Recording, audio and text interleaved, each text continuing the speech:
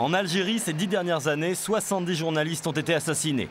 Depuis quelques mois, la menace terroriste s'éloigne, l'exercice du métier est moins risqué. La presse indépendante est en plein essor, plus de 30 quotidiens nationaux, des tirages à faire pâlir la presse française. La liberté d'expression s'installe donc, mais elle est fragile. Car aujourd'hui, les journalistes doivent affronter une nouvelle pression, la pression judiciaire.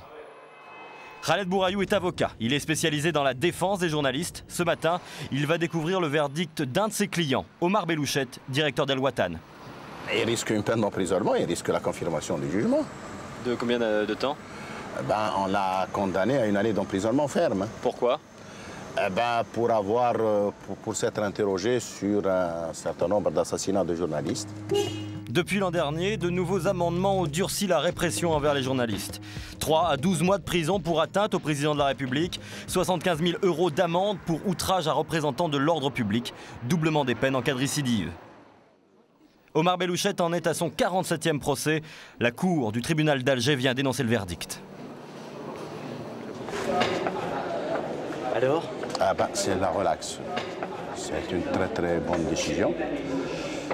Sauf qu'elle intervient après 5 années d'un dossier qui était quand même sur la tête d'Omar Belouchette. Comment vas-tu? Ça va, très bien. On a une bonne décision. Pourtant, Maître Bourayou n'est pas complètement satisfait. Pour lui, le pouvoir algérien joue un double jeu. D'un côté, il laisse la presse s'exprimer, ne jette pas les journalistes en prison. De l'autre, il essaie de les contrôler. Imprimerie d'État, sanctions pénales et financières, tous les moyens sont bons.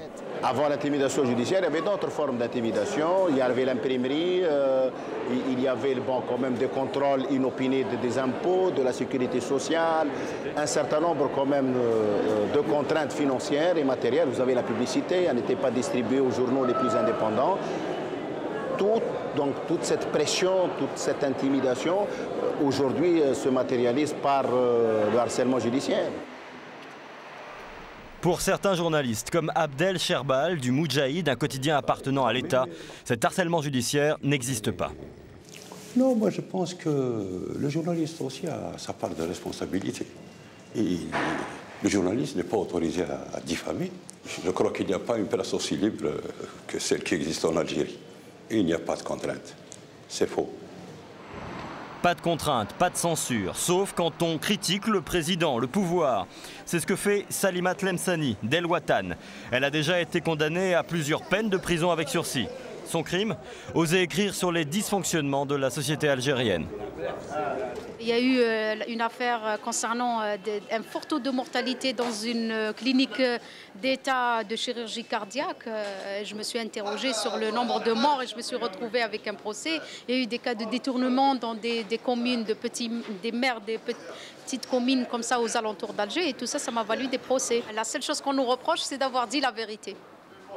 Et la vérité dans ce pays blesse et fait du mal à beaucoup de gens. Au total, ces dernières années, plus de 200 procès ont concerné des journalistes. Apparemment, la justice fonctionne. Elle fonctionne même très bien. La justice est foncièrement instrumentalisée. Elle n'est pas juste, en fait. Non, elle est au service de l'exécutif et du pouvoir. Nouveau rendez-vous pour Maître Bourayou. Ce matin, une autre étape a été franchie. Le directeur de la rédaction du journal indépendant Liberté est convoqué par la police judiciaire.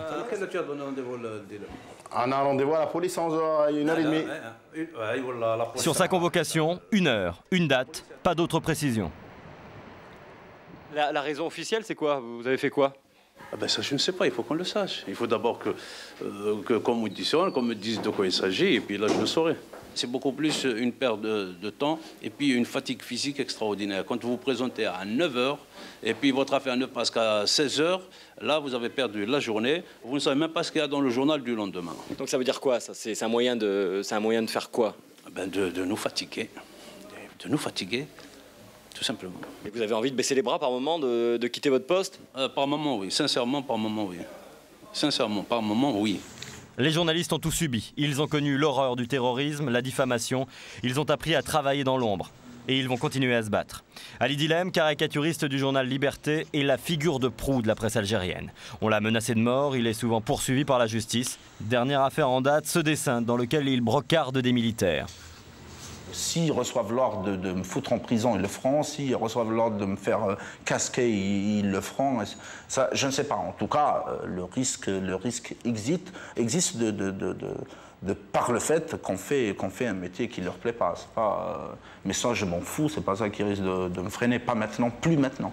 En Algérie, une presse indépendante existe. Elle va continuer de résister. Résister pour plus de liberté, pour demeurer un contre-pouvoir à tous les abus de pouvoir. Il y a eu 1000 morts pour des inondations dans une capitale. Il n'y a personne qui n'a démissionné, personne qui a été viré. C'est pas normal quand il y a une centaine de jeunes morts par balle en Kabylie et que le ministre de l'Intérieur en charge de la sécurité est toujours là, est toujours en place. Le général de la gendarmerie est toujours en place. Le président qui ne discute pas avec ces gens. Mais où va-t-on ? Où va-t-on? Mais où va-t-on? Jusqu'à quand ils peuvent encore dormir en ayant du sang algérien dans les mains? Mais ça va, c'est bon. C'est cela que je dis. Putain, je voudrais bien dessiner sur les fleurs, sur les amoureux, sur la pomme de terre, sur le soleil, je voudrais bien faire ça. Mais notre quotidien, c'est ça. C'est ça. Oui. Je sais pas fermer les yeux et faire autre chose. Non.